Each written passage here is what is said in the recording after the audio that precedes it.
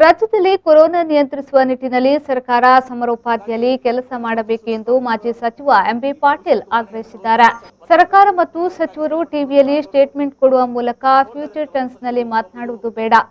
Remdesivir oxygen ಬರ್ತಿದೆ, ಎಷ್ಟು injection order ಮಾಡಿದ್ದೀವಿ ಎಂದು ಹೇಳಿಕೆ ಕೊಡಬೇಡಿ. ಅವು ಬರುವಷ್ಟು ಸಾಕಷ್ಟು ಅನಾಹುತವಾಗ್ತಾ ಇದೆ. ಈಗಾಗಲೇ ಅನಾಹುತಗಳು ಆಗಿವೆ. ಇದು ಪ್ರಚಾರದ ಸಂದರ್ಭವಲ್ಲ, ಹೇಳಿಕೆ ನೀಡುವ ಸಮಯವೂ ಅಲ್ಲ. ಇದು ಯುದ್ಧದ ಸಮಯ. ಸಮರೋಪಾದಿಯಲ್ಲಿ ಕೆಲಸ ಮಾಡಿ ಕತೆ ಹೇಳುವ ಬದಲು ಫೀಲ್ಡ್ಗಿಳಿದು ಕೆಲಸ ಮಾಡಿ ಎಂದು ಸರ್ಕಾರಕ್ಕೆ ಕಿವಿಮಾತು ಹೇಳಿದರು. ಹೀಗಾಗಿ ಗವರ್ಮೆಂಟ್ ಆಲ್ಸೋ ಶುಡ್ ಸ್ಟಾಪ್ ಈ ಭವಿಷ್ಯತ್ ವಾಣಿಯನ್ನು ಹೇಳುವಂಥ ಕೆಲಸ ಬಂದ್ ಮಾಡಬೇಕು. ಪ್ರಚಾರಕ್ಕಾಗಿ ಸ್ಟೇಟ್ಮೆಂಟ್ ಕೊಡುವಂಥದ್ದು ಆಗಬಾರ್ದು.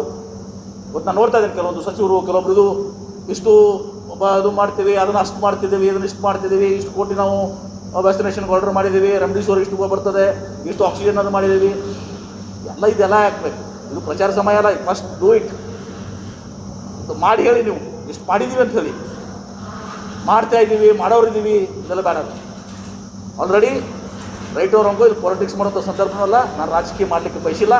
ನಾನು 15 ದಿವಸದಿಂದ ಹೇಳಿದ್ದೀನಿ, ಇದು ಪಕ್ಷ, ಜಾತಿ, ಧರ್ಮ ಎಲ್ಲವನ್ನು ಮೀರಿದಂಥದ್ದು. ಲಾಲನ್ ಬಾಬಾ ಸಬರಗೊಳ, ವಿ4 ನ್ಯೂಸ್, ವಿಜಯಪುರ.